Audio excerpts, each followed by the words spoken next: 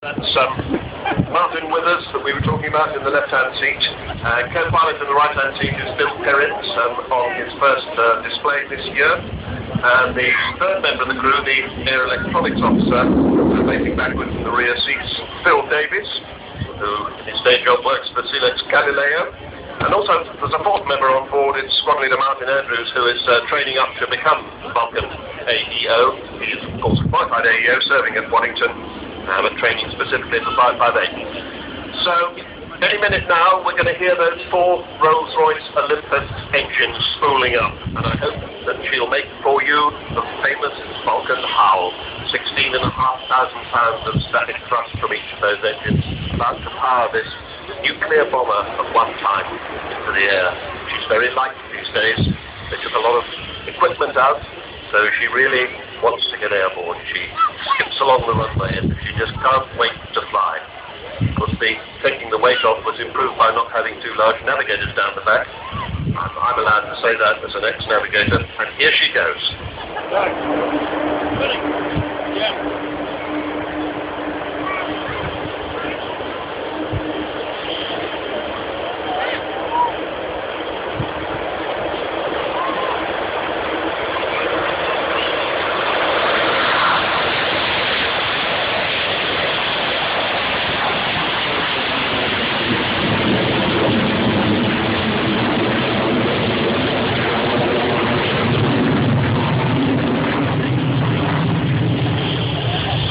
Grandchildren, you heard the Vulcan howl.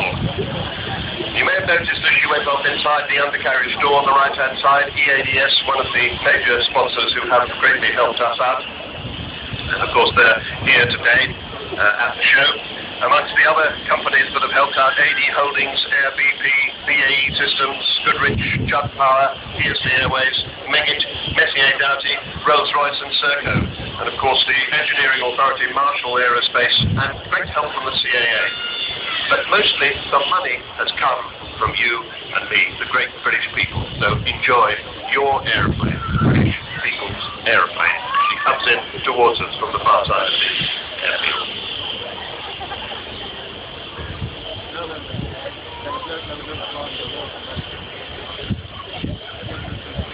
Lovely to see Vulcan here with another B name on the airfield, the Air Force's new aircraft, B for Voyager, B for Vulcan.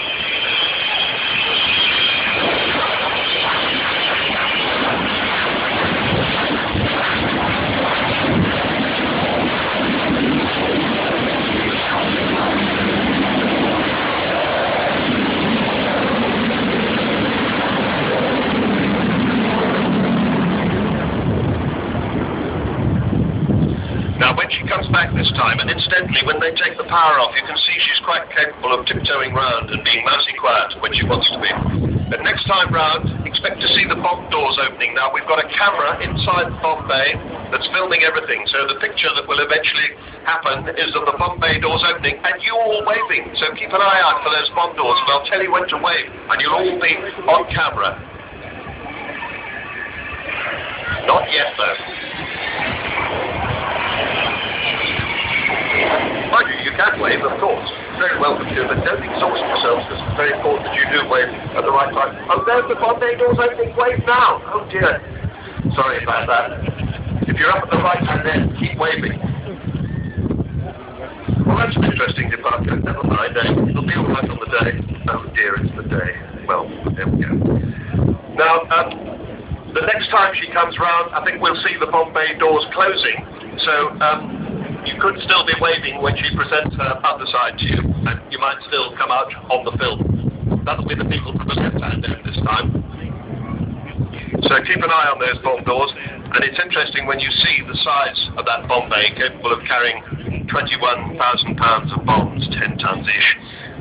That's an awful lot of bombs to carry a very long way, because that raid that Martin Withers piloted down to the Falkland Islands was at the time, in 1982, the longest bombing raid in history. It's about as far as from here to Santiago in Chile, and it required just about all of the Royal Air Force's air refueling capability to do it, Vulcans and Victors together. Now, if you're right down at the left-hand end, you may be able to see those Bombay doors, so give them a big wave as she goes by. In fact, we can have a Mexican wave down the crowd line, starting at the left about now, and we'll see how far it gets.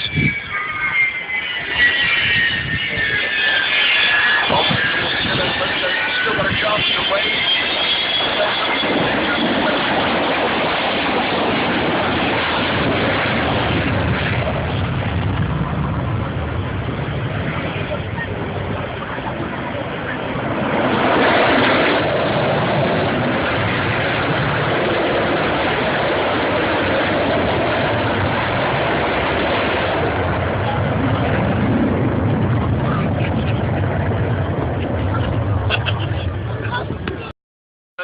Continues to need everybody's help, does this aircraft. We're hoping that she's going to be able to fly next year for the Queen's Diamond Jubilee. Maybe she'll even be able to fly down the Mall over Buckingham Palace. Wouldn't that be absolutely super?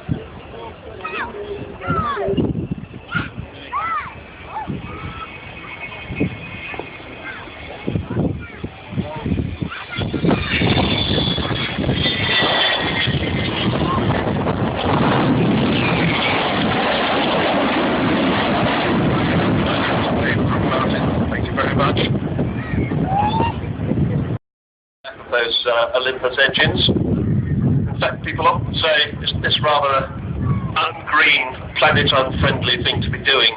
But actually, the amount of fuel she uses in a whole year of displays is roughly the same as one 747 Jumbo going to California and back from Britain, so it's really not terribly significant, in case you worry about those kind of things, and I know we do. While she's getting ready to come back in front of us, the things that you can do to help is you could go down to the Vulcan Village. Now, the Vulcan Village is right at the far left-hand end of the display area. More about that in just a moment as she comes back towards us and starts her spiral climb. You'll notice that the air brakes are out.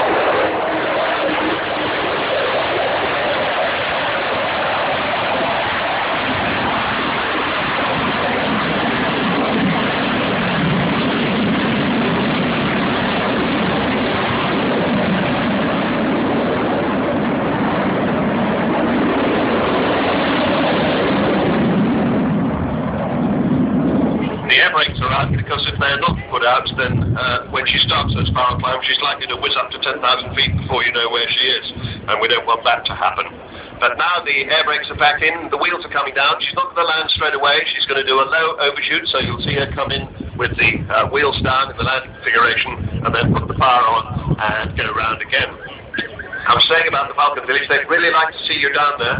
It's far away down to the western end of the airfield, and I'm sorry to say it, but it seems that the people who were here yesterday were, well, how can I say this, were possibly slightly lacking in press-on spirit. I know that's a terrible judgment to make, but the thing is, we know lots of people set out to go to the Vulcan Village, but they never make it. It's a bit further than you might expect. It's actually beyond where you think the end of the world is, at the far left-hand end. You have to persevere to get there. It's past the last Hercules. It's beyond the Saudi Green Hawks. It's still there. You have to turn right towards the runway and go round them. So when you go down there, do persevere, please. And there you can do all sorts of good things. You get to the website, you get to try and land the Vulcan at the simulator, you can buy all sorts of things like T-shirts and DVDs and pins, and you get signed books by the aircrew. Some of the aircrew will be there. And you can join the club, the fastest growing aviation support club in the world. More than 8,000 members of the Vulcan to the Sky Club who contribute magnificently to the continuing progress of this wonderful old lady. Here she is then coming in with the wheels down for a go round.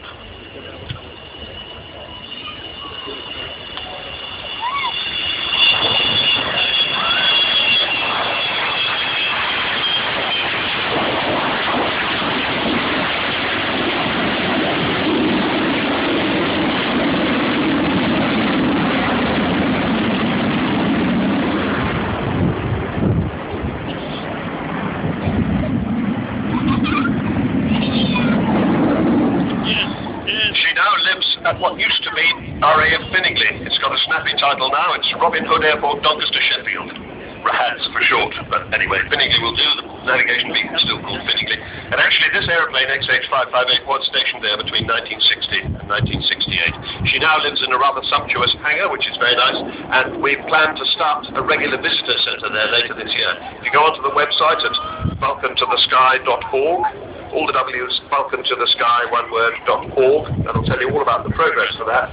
The other thing that you can do to help Vulcan right now is to get out your mobile phone, and you need to send a text to 70558, her number, XH558, 70558, and just put the word Vulcan, VULCAN, 70558. That's the text number. And it'll cost you a fiver, £5 on your mobile phone bill, plus a standard text charge, and at least £4.50 of that will go to the Vulcan to the Sky Trust. So you can't afford not to do it. Please, do it right now. Get your phone out, just as she lands, and then you should be down at the Vulcan Village in no time at all. If you give up before you get to the Vulcan Village, there is a Vulcan to the Sky Club stand somewhere near where the big IL-76 is and the DC-3. Now, we'll watch Vulcan landing. Because this is a nice long runway here, getting on to 10,000 feet, she doesn't need to use her braking parachute. I think that's a bit of a shame because I rather like it, but it's very expensive to use. But I do expect to see Martin keep the nose up on the Vulcan, get the main wheels down, then keep the nose up so the oncoming airflow is striking that huge wing and slowing the aircraft down. She doesn't have reverse thrust or anything like that, just letting the aerodynamics slow the aircraft down. There she is, she's got her main wheels down, 16 wheels down, 2 to go, and we'll see how long he can keep the nose up. There you are. Isn't that the most beautiful sight?